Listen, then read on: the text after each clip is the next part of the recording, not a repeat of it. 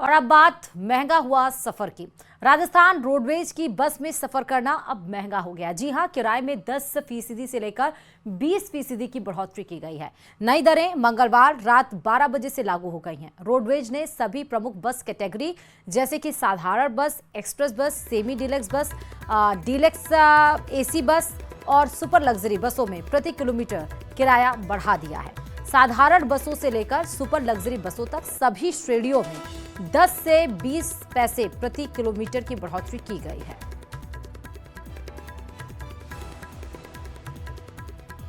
Rajasthan roadways में किराए में बड़ा इजाफा किया गया है। करीब 10 से 15 साल बाद ये बड़ा इजाफा बताया जा रहा है। जयपुर से लेकर के जितने भी तमाम बड़े शहर हैं वहाँ पर बस की कैटेगरी के मुताबिक अलग अलग जो बस हैं उसके अंदर किराए में इजाफा किया गया है।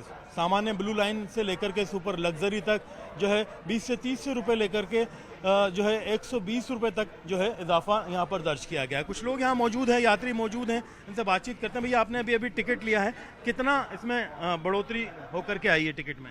जायल आप जा रहे हैं, 15 रुपए आपके पहले से बढ़ गए हैं टिकट के अंदर। ये आप सामान्य कैटेगरी के इसमें थे, पहले कितना लगता था? 245। अब कितना लगा है? 260। 260 रुपए। तो आप ये देख सकते हैं कितना फर्क पड़ता है। इतना बढ़ने से आपके किराए से कुछ असर पड़ता है आपको? असर तो पड़ता ही है। पड़ता है। रूटीन का इनका सफर है। भैया आप कहाँ से हैं, कहाँ जा रहे हैं? सर मैं यही सरदार शहर से हूँ, अभी सरदार शहर जाऊँगा।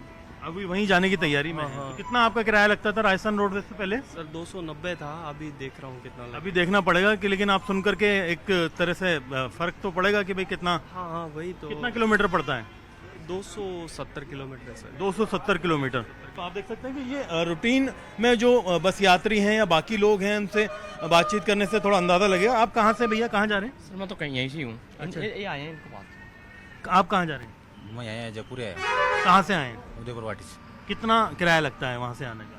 मैं तो प्राइवेट बस में आया था साहब। प्राइवेट में कितना लगा था? 125 रुपये लिया उसने। 125 रुपए। तो अब रोडवेज का बढ़ा तो प्राइवेट पे भी असर पड़ेगा इसका? पता नहीं, वो बार उतरा था, मैंने 125 रुपये लिया मेरे पास।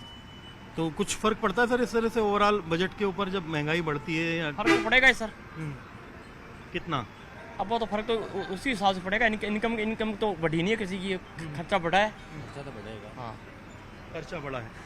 तो आप देखेंगे यहाँ पर बस यात्री हैं, सब लोग मौजूद हैं। कुछ परिचालक और बुकिंग विंडो पर मौजूद लोग हैं, उनसे बातचीत करते हैं। बुकिंग विंडो की क्या स्थिति है, कहाँ का किराया टिकट ले रहे हैं भैया? एक सेकंड थोड़ा सा साइड में हो जाइए। मैम कितना बढ़ा है आपका टिकट? कहाँ का? किस जगह पे कितना बढ़ा है? नागौर का पहले अभी 320 हो गए। जी। पहले 290 था। कुचामन का 155 था पहले, अभी 170 हो गए। और डीडवाना का 195 था, अभी 210 हो गए। सांबर का 85 रुपये था जेंट्स का, और अब 90 रुपये हो गए। कैमरा पर्सन अविनाश के साथ में अरबाज अहमद, न्यूज़ 18 के लिए जयपुर से। आज चूरू से बड़ी खबर आपको बता रहे हैं, जहां गांव झारिया में पीटीआई को स्कूल के कमरे में बंद किया गया है। शराब के नशे में स्कूल आने का पीटीआई पर आरोप है। ग्रामीणों ने स्कूल में प्रदर्शन शुरू किया है। पीटीआई को सस्पेंड करने की मांग की जा रही है। सरपंच प्रतिनिधि निसार खां और एडवोकेट सुनील झारिया की अगुवाई में धरना दिया जा रहा है। दुधवा खारा पुलिस भी मौके पर पहुंची है। आप सीधे तस्वीरें हम आपको दिखा रहे हैं चूरू के झारिया गांव से, जहां शराब के नशे में स्कूल आने का पीटीआई पर आरोप है। पीटीआई को कमरे में बंद कर दिया गया है और ग्रामीण ने स्कूल प्रदर्शन शुरू कर दिया। अब तो हद ही हो गई। आप सोचिए कि शराब पीकर कभी शिक्षक आ जाते हैं, कभी गलत व्यवहार किया जाता शिक्षकों के द्वारा। आप पीटीआई स्कूल पहुंचे तो वो भी शराब की नशे में धुत हो गए। हालांकि पीटीआई को कमरे में बंद किया गया है और अब धरना ग्रामीणों के द्वारा शुरू कर दिया गया। ज्यादा जानकारी के साथ संवाददाता मनोज इस खबर पर जुड़ चुके हैं। मनोज, पीटीआई शराब के नशे में स्कूल पहुंच गए? जी बिल्कुल, मैं बताना चाहूंगा कि जिस तरह ग्रामीणों के द्वारा बार बार ये शिकायत की जा रही थी कि जो स्कूल का पीटीआई है वो शराब के नशे में, और स्कूल आता है, बच्चों के द्वारा भी अपने अभिभावक हैं उनको इस तरह की शिकायत की गई थी, जिसके बाद आज कुछ ग्रामीण हैं वो स्कूल पहुंचे, जहां उनका आरोप है कि जो पीटीआई है वो शराब के नशे के अंदर धुत था और उसने उनके साथ बदतमीजी भी की, अभद्रता भी की, और उसके बाद ग्रामीणों के द्वारा जबकि ये कहा जा रहा है कि उसके द्वारा जो पीटीआई है उसके द्वारा हमला करने का भी प्रयास किया गया। तो ग्रामीणों ने उसे एक कमरे के अंदर, स्कूल के ही एक कमरे के अंदर बंद कर दिया, जिसके बाद उनके द्वारा धरना प्रदर्शन शुरू किया गया। इनकी मांग है कि जो पीटीआई है उसको सस्पेंड किया जाए।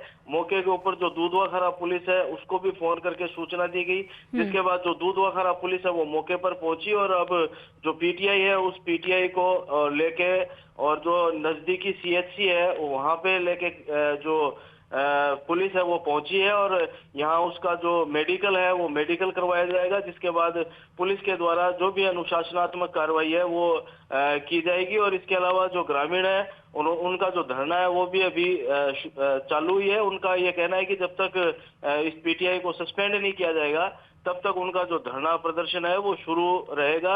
हालांकि कोई शिक्षा विभाग का उच्च अधिकारी है वो अभी मौके के ऊपर नहीं पहुंचा है। कार्यालय से जरूर बताए जा रहे हैं कि जो 2 कर्मचारी हैं वो वार्ता के लिए वहां पहुंचे थे, लेकिन इन ग्रामीणों का यह कहना है कि जब तक उच्च अधिकारी वहां नहीं पहुंचेंगे और इस विषय पे कोई ठोस निर्णय नहीं लिया जाएगा तब तक उनके द्वारा जो धरना प्रदर्शन है वो जारी रहेगा। हालांकि जो पीटीआई है उसको पुलिस है वो अपने साथ ले गई है, मेडिकल करवाया जाएगा और उसके बाद आगे जो भी कानूनी कार्रवाई है वो की जाएगी। जी ठीक है मनोज, बहुत शुक्रिया।